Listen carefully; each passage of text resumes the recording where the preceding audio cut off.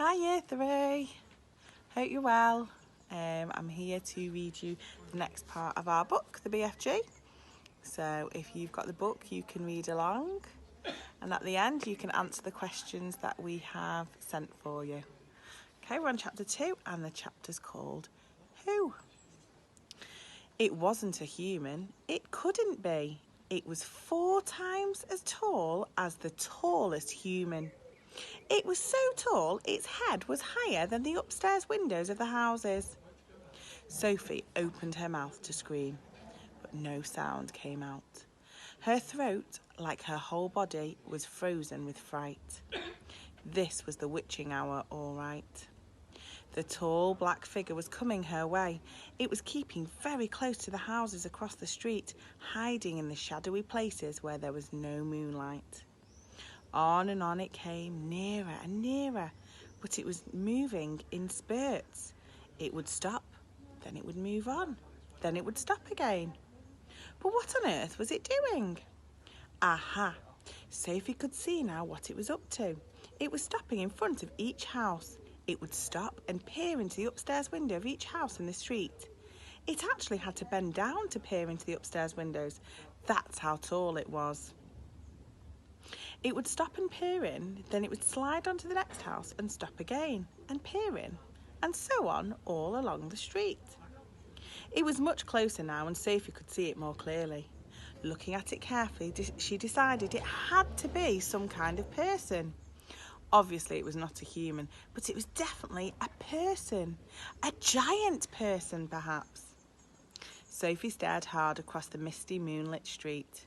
The giant, if that was what he was wearing a long black cloak.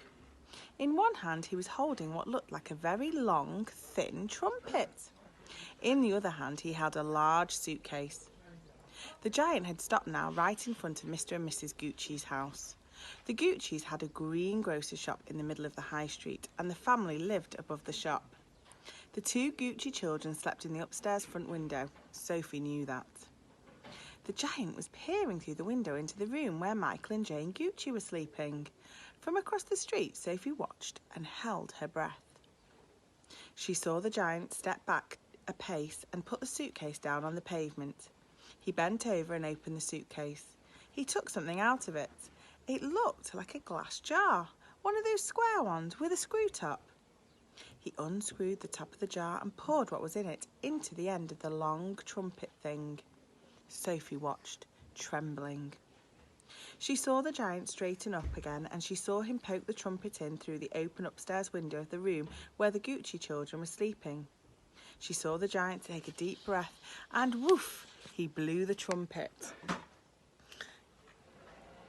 No noise came out, but it was obvious to Sophie that whatever had been in the jar had now been blown through the trumpet into the Gucci children's bedroom. What could it be? Show that picture. As the giant withdrew the trumpet from the window and bent down to pick up the suitcase, he happened to turn his head and glance across the street. In the moonlight, Sophie caught a glimpse of an enormous, long, pale, wrinkly face with the most enormous ears.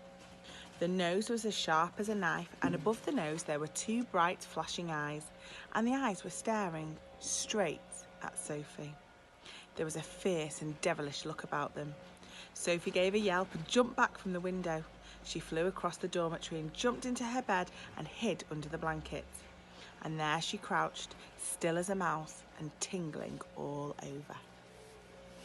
I hope you enjoyed listening to that part of the story, and now go and see if you can answer the questions that we've set to you. Have a lovely day.